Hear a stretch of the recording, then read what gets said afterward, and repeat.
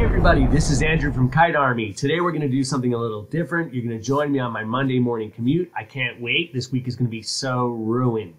Can you believe this? Ruined. There goes a pair of tires. Looks like it's going to make it to work before the truck. So that was a really horrible accident. Hopefully you'll have to never go through something like that. But if you do, let me implore on you, it's really important to have a dash cam.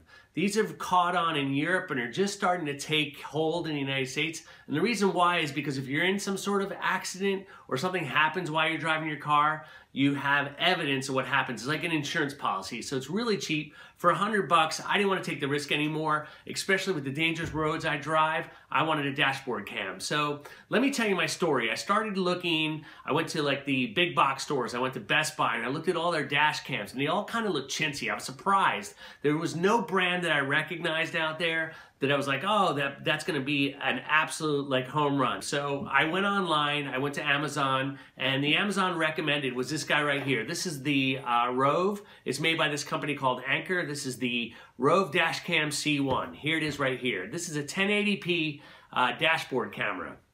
Now, I have to say, the first thing you'll notice when you pick this up, compared to the construction of the other dash cams, this one's really well made. It's got metal sides, it's got a little plastic on it, but some of the cheaper ones, like the $50 ones, the $25 to $50 ones, don't have a display on them, so you can't see how you're targeting the lens, and the plastic really just seems really chintzy on them. So that's what I liked about this one. The other thing, in addition to be Amazon's recommended dash cam, is that I liked about this is some people complained when they left them in the car and the car got really warm, the dash cam would overheat and then malfunction. So that's not something I wanted to worry about. You basically want to put it in your window and not worry about it. Now the installation of this was really easy. It came with a really long cable, which I liked. It was about 10 feet long, and I kind of put off installing it in my car for a few weeks.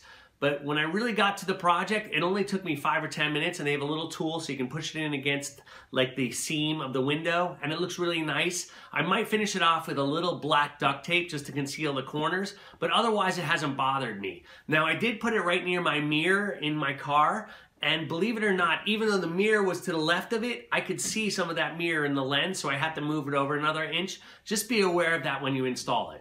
The interface on this dashboard camera is real simple.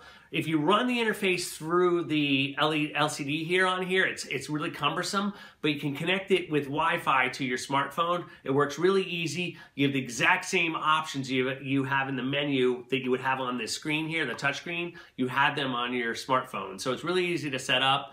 The options were straightforward. I didn't have to look anything up. The terms were pretty straightforward. The only thing I did need to know is why they have a looping time. I set mine to 3 minutes. That means every video is going to be cut up into 3-minute segments. So you can quickly scan through and find the event you're looking for. Now, the other thing I want to say about this is if you have it in your car and your car's parked and it detects motion, it will record that motion and lock that file, which is good.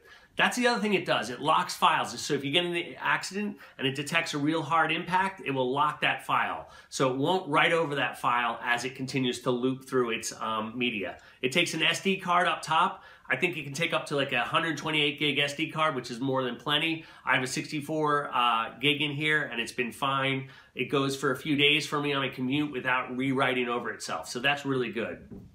So let's look at the day footage that I shot from my dashboard camera from my car. Here it is.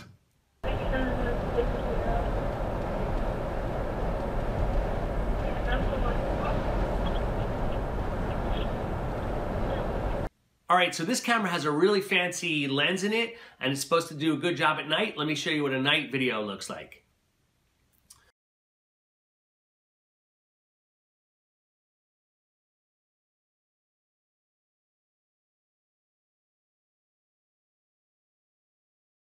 All right, so that's it for now. I do recommend the Anker DASHCAM C1. I think this is a really good dashboard camera. You just install it in your window, you kind of forget about it, it does its thing. Hopefully you'll never have to use it, but if you do, it's a nice level of insurance there that you've got yourself covered. So that's it for now. Please like this video, subscribe to my channel. Thanks to all my subscribers for supporting me through the years, and I'll see you guys around real soon.